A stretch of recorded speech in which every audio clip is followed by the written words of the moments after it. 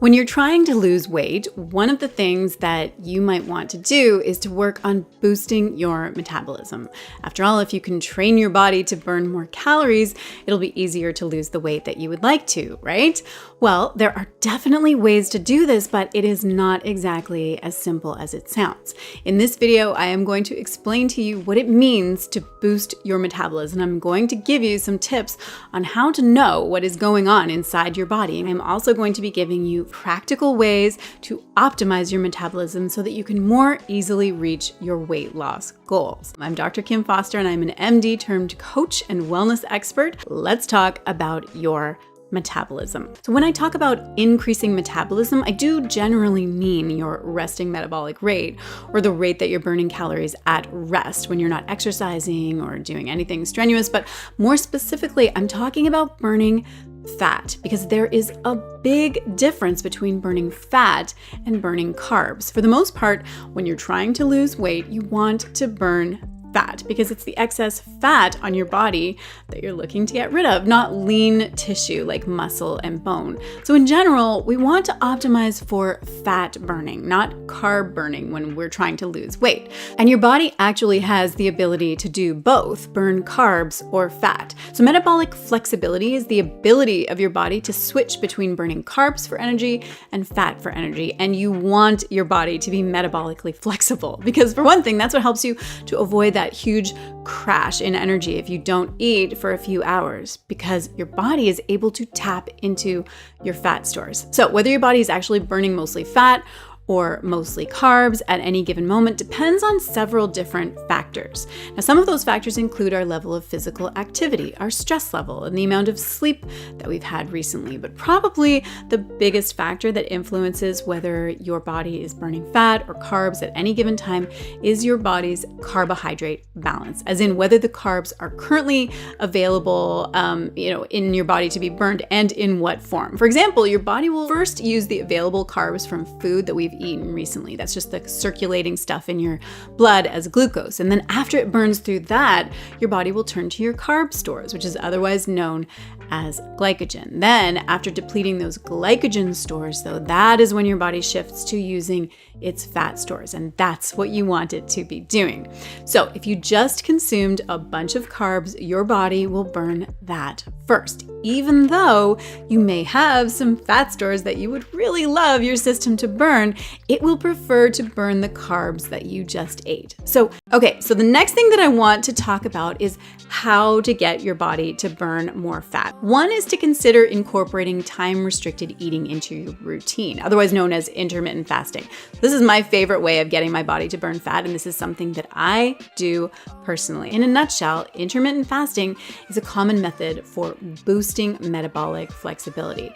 So during intermittent fasting, the body uses the available carbs and then turns to its carb stores, glycogen. And then, as we talked about before, after depleting its glycogen stores, the body then shifts into using fat stores, which means that fasting essentially trains your metabolic flexibility.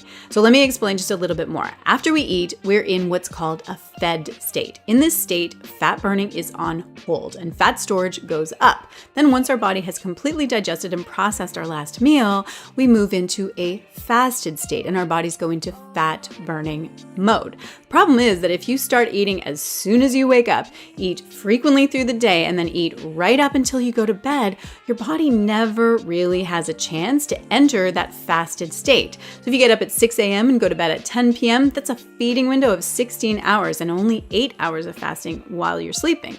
Much better would be to extend the period of awake time when you're not eating, either by stopping eating earlier or starting eating later in the morning, so that you can allow your body to experience that fasted state and start to actually burn fat rather than only burning the food that you are constantly feeding it. So I personally do a 16-8 fasting window, which means that I just limit my eating time to an 8-hour period during the day, basically from noon to 8 p.m. And then I'm not eating the rest of that time. But you don't have to start out that way. In fact, just limiting your eating window to a 12-hour period would be a big improvement.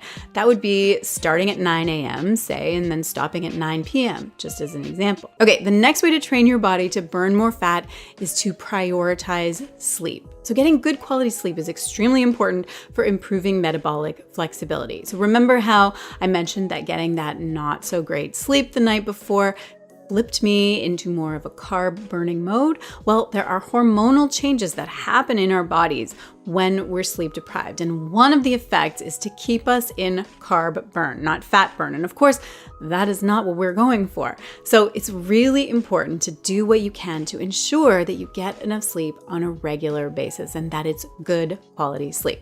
Okay, the final strategy is to reduce the carbs in your diet. So remember that when you eat a bunch of carbs, that's what your body is going to prefer to burn for energy right off the bat. So by reducing carbs and focusing your meals around protein and fat, your body will quickly be forced to adapt to using fat for energy. Again, this doesn't have to be all or nothing, but in our culture, our diets tend to be very carb heavy. And so even a few simple changes along these lines can really make a difference, especially simple sugars and simple carbs. So things like white bread and white rice and sugary treats. These are the things that you definitely want to reduce if you want to get your body into fat burning mode. So try to include more healthy fats and more protein in your meals and less of the sugary processed carbs. So how do you know when your body has shifted into fat burn mode? How long does it take for your system to work through those carbs that you consumed and to start burning your fat stores? And how do you know whether your body is burning fat or carbs at any given moment? Also, how do you know how metabolically flexible you are? Are there ways to know if this is something that your body is good at doing? So these are all good questions. And the thing is, the answer, it's going to be different for everyone. Everybody's system is different. There are some general guidelines and some basic ways that physiology works, but it is going to be different from one person to another. However, there are a few ways for you to know what's going on inside your body. So here are some signs that you tend to burn primarily carbs. You fatigue faster, and that's because glucose breaks down fast and you then have that crash afterward. You might get a headache if a long time passes between meals. You might have trouble focusing, and you might even tend to get hangry and you're not able to feel better until you eat. You might have just finished a meal and still be hungry or craving dessert. On the other hand, when you're burning fat, you can feel a lot of the opposite effects. You have more energy, you have sharper focus, your hunger is blunted, and that's even if it's been a while since your last meal. That's because your body is happily metabolizing your fat stores, which is what they're there for. So these are some of the telltale signs to help you to figure out if you are burning carbs or fat. But there's actually another way to know, and that's to measure it using this device that's called Lumen. I have to say, it has been such a game changer. So Lumen is a device that was developed by twin sisters who are also doctors of physiology, which I think is pretty awesome. And these two women developed this technology while on their own journey to improve their health and performance. So the way that it works is that when you inhale and then exhale through the device, it measures the carbon dioxide concentration in that single breath. And that concentration indicates the type of fuel that your body is using for energy. And that's whether it's carbs or fat or a combination. It then calculates a standard metric that gives you a very simple number on a scale from 1 to 5. I can then use that information to help me make smart food choices and exercise choices. And basically, it's just an additional piece of information that really helps me stay on track and stay in tune with my body. Okay, that is what I've got for you today. I hope that you found this helpful. As always, I would love to hear from you. What is the one thing you're going to do right now to train your body to burn more fat? Which one of my tips are you going to start with? Let me know in the comments below.